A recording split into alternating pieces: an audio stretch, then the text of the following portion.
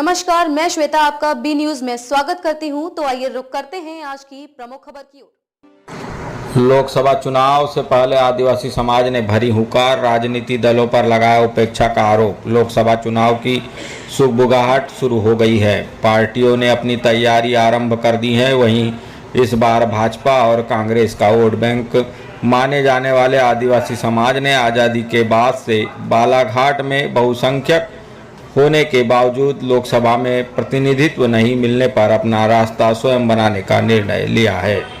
वीरांगना रानी दुर्गावती भवन में आयोजित सर्व आदिवासी समाज की बैठक में हुंकार भरते हुए राजनीतिक दलों पर समाज की उपेक्षा किए जाने का आरोप लगाते हुए लोकसभा चुनाव में आदिवासी जनप्रतिनिधि को खड़ा किया जाने का निर्णय लिया है, जो भाजपा और कांग्रेस की चिंता बढ़ा सकता है। सर्व आदिवासी समाज की आयोजित बैठक में जिले के सभी ब्लॉकों से पहुंचे प्रतिनिधियों ने बैठक में हिस्सा लिया और आज़ादी के बाद से बालाघाट संसदीय क्षेत्र में आदिवासी प्रतिनिधित्व नहीं दिए जाने पर नाराजगी जाहिर की। आदिवासी नेता भुवन सिंह कुर्राम ने कहा कि भाजपा और कांग्रेस ने हमेशा समाज को तोड़ने का काम किया है। जिले में आदिवासी बहुसंख्यक होने के बावजूद आदिवासियों को अब तक के हुए लोकसभा चुनाव में किसी भी राजनीति पार्टी से मौका नहीं दिया गया, जिसके चलते सर्व आदिवासी समाज संगठन ने बैठक कर लोकसभा में समाज से ही प्रतिनिधि का चयन किए जाने का निर्णय लिया है। मैं भुवन सिंह कुर्राम, प्रदेश अध्यक्ष अखिल भारतीय आदिवासी धर्म परिषद मध्य प्रदेश। सर, आज सर्व समाज की आदिवासी महापंचायत बुलाई गई थी, किस संबंध में बुलाई गई थी और क्यों आवश्यकता पड़ी इसकी? देखिए, ये जो आदिवासी महापंचायत इसलिए बुलाई गई थी क्योंकि हमने देखा है कि आदिवासियों की जो सामाजिक वर्चस्व और राजनीतिक वर्चस्व है, इसकी हम समीक्षा करते हैं तो कहीं ना कहीं हम इतने बाहुल्य होने के बाद भी हमें कोई सबसे निचला स्थान मिलता है।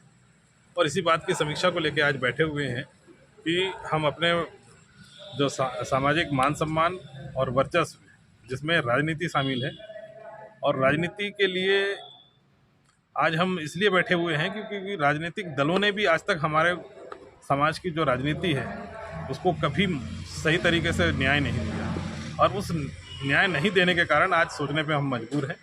और आने वाली जो लोकसभा है, उस लोकसभा में हमारी क्या रणनीति होगी, और उसी रणनीति बनाने के लिए हम यहाँ बैठे हुए हैं कि हमें किसी पार्टियों के साथ में जाना है या फिर हमारा समाज खुद अपने वोट बैंक की ताकत अन्य पार्टियों को दिखाएगी और इस लोकसभा में पार्टिसिपेट करेगी। अगर जिले की बात करें तो कितना वोट बैंक? देखिए, ये जो लोकसभा क्षेत्र है, इसमें 2011 की जो जनगणना थी उसमें 6.5 लाख के आसपास वोट थे, और आज जो 10 साल बीत चुके हैं तो कहीं ना कहीं हमारा वोट बैंक 13-14 लाख के आसपास पहुंचा होगा। क्या लग रहा है, क्यों अनहोनी आप लोग की तरफ ध्यान नहीं दिया जा रहा है राष्ट्रीय स्तर की पार्टी? ये इसलिए नहीं दिया जा रहा है कि राजनीतिक पार्टियों के दिमाग में ये है कि आदिवासी समाज जो है वो बिखरा हुआ है, और उसका एकजुटता नहीं होना, और उसके जो जितने भी जो राजनीति करने वाले जो नेतृत्व है, वो नेतृत्व गुलाम राजनीति करने के लिए हमेशा लगे रहते हैं। अपने राजनीतिक वर्चस्व के लिए किसी प्रकार की दमदारी से इन पार्टियों में अपनी बात रख नहीं पाते हैं। यही कारण है कि समाज का जो राजनीतिक वर्चस्व है वो बहुत कमजोर है। तो आज क्या निर्णय लिया जाएगा, या आज हम सभी से यही बात पे निर्णय लिया जा रहा है कि हम 1700 साल के जो गोंडवाना साम्राज्य के शासन करने वाले वर्ग में से हैं, और आज हमारी स्थिति इतनी दयनीय है कि आज हम राजनीति इतना बाहुल्य वोटों के साथ में होते हुए भी कहीं भी हम प्रखर नेता हमारा नहीं जा पा रहा है, और उसी के लिए हम आज आम सहमति बनाया जा रहा है। हर तहसील में जाकर हम अपनी सहमति बनाया जाएगा और हमारी विचारधारा को उसमें डाला जाएगा। एक राय कब हो पाओगे आप लोग, और कब निर्णय लेंगे कि कब?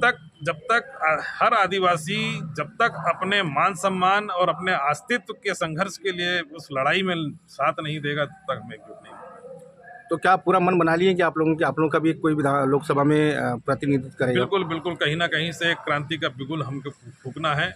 भले ही हम लोग कम लोगों से शुरुआत करेंगे, लेकिन शुरुआत एक अच्छी विचारधारा, एक आदिवासियत की विचारधारा को लेकर हम आगे बढ़ेंगे और अपने लक्ष्य तक पहुंचने की भरपूर कोशिश करेंगे। सर, ये देखा गया कि अन्य संगठन जैसे मध्य प्रदेश आदिवासी विकास परिषद के भी संगठन नहीं दिख पा रहा है यहाँ पे।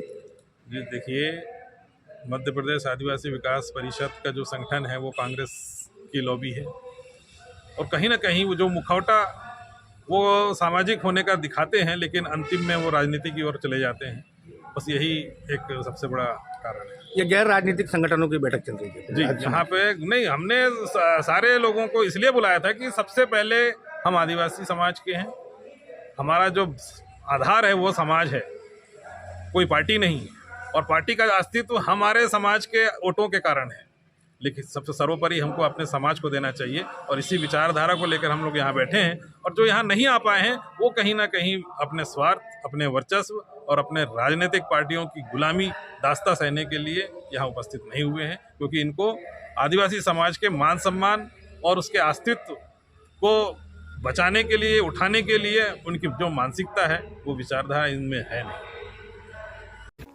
खबरों में अब तक के लिए बस इतना ही।